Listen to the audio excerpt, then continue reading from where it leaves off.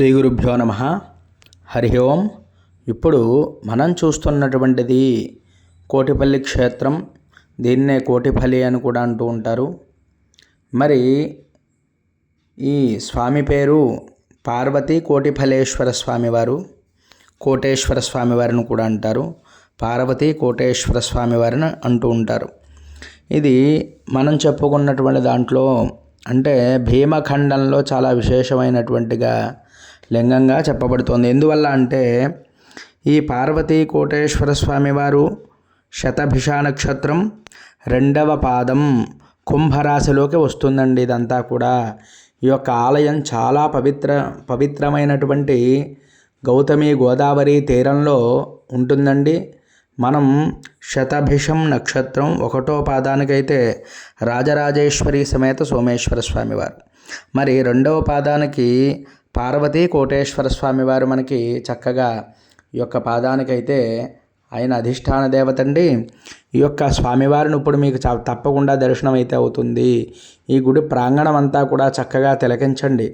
ఎందువల్ల అంటే ఒక దేవాలయానికి వెళ్ళేమో అంటే అన్నీ కూడా మనం భక్తి శ్రద్ధలతో ఆ శిఖరాన్ని మరియు పరిసర ప్రాంతాలని ఆ యొక్క దర్శనాలని అయితే చేసుకోవాలి.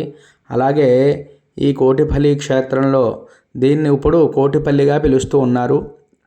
గోదావరి తీరంలో ఎవరైతే ఈ కోటిఫలేశ్వర స్వామి వారి దగ్గర కూర్చొని జపం చేసినట్లయితే అండి, ఆ జపానికి ఎంత విలువ అంటే ఒక్కసారి చేస్తే 1,000,000 సార్లు చేసిన ఫలితం వస్తుంది అని చెప్పి ఈ యొక్క స్కాంద పురాణం మొదలైనటువంటి పురాణాల్లో కూడా చెప్పబడుతోంది.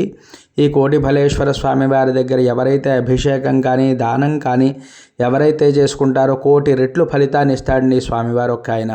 అందువల్లే ఈ యొక్క స్వామికి చాలా విశేషం చెప్పబడుతోంది. మనం ఎవరైనా సరే అవకాశం ఉన్నవారు తప్పకుండా వెళ్ళి దర్శనం అయితే చేసుకోవాలి స్వామిని. అలాగే అవకాశం లేని వారైతే మన ఛానల్లో చూసి దర్శనం చేసుకుని ఓం నమ శివాయ అంటూ పంచాక్షరి జపాన్ని అయితే తప్పక ఆచరించండి.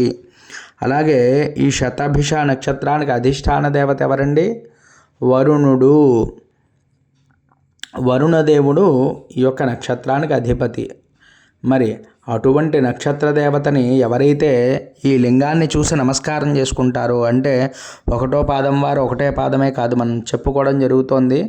ఇక్కడ ఎందువల్ల అంటే 4 పాదాలు కలిపితేనే ఒక నక్షత్రం పూర్తవుతుందండి. ఇక్కడ ఆ నక్షత్ర దేవతలందరి యొక్క అనుగ్రహం ఉండాలి అంటే మనం ఏం చేయాలి అంటే ఈ నక్షత్రంలో 4 పాదాల్లో వచ్చేటువంటి స్వామివారిని కూడా మీరు దర్శనం అయితే చేసుకోవాలి. ఎందువల్ల అంటే అప్పటికే ఆ నక్షత్రం అంతా పూర్తవుతుంది కాబట్టి.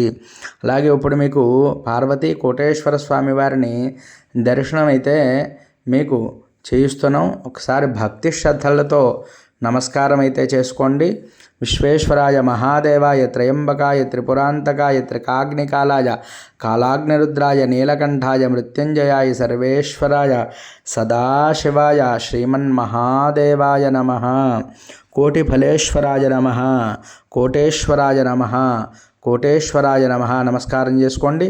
నందిని దర్శనం చేసుకోండి. చూడండి అక్కడ ఒక పుష్పం ఉండి ఆ యొక్క ధారాపాత్ర కిందనే లింగం కనిపిస్తోంది చూడండి. ఆయనే కోటేశ్వర స్వామివారు. ఈయన్నే కోటి ఫలేశ్వరుడు అని కూడా అంటూ ఉంటారు. చూడండి ఆ పుష్పం దగ్గర 3 నామాలు కూడా కనిపించే. ఎప్పుడూ కూడా ఇది నీళ్లతో కప్పబడి ఉంటుంది లింగాన్ని. చూడండి ఒకసారి దర్శనం చేసుకోండి. అమ్మవారిని కూడా దర్శనం చేసుకోవాలి. పార్వతీ అమ్మవారండి. పార్వతీ కోటేశ్వర స్వామివారు. ఈయన్నే కోటి ఫలేశ్వరుడు అని కూడా అంటూ ఉంటారు. అందువల్లే 2 చెప్తున్నాను. ఇంకా ఎవరైనా మన ఛానల్ని సబ్స్క్రైబ్ చేయకపోతే సబ్స్క్రైబ్ చేయండి, లైక్ చేయండి, షేర్ చేయండి, కామెంట్ చేయండి. హరి ఓం.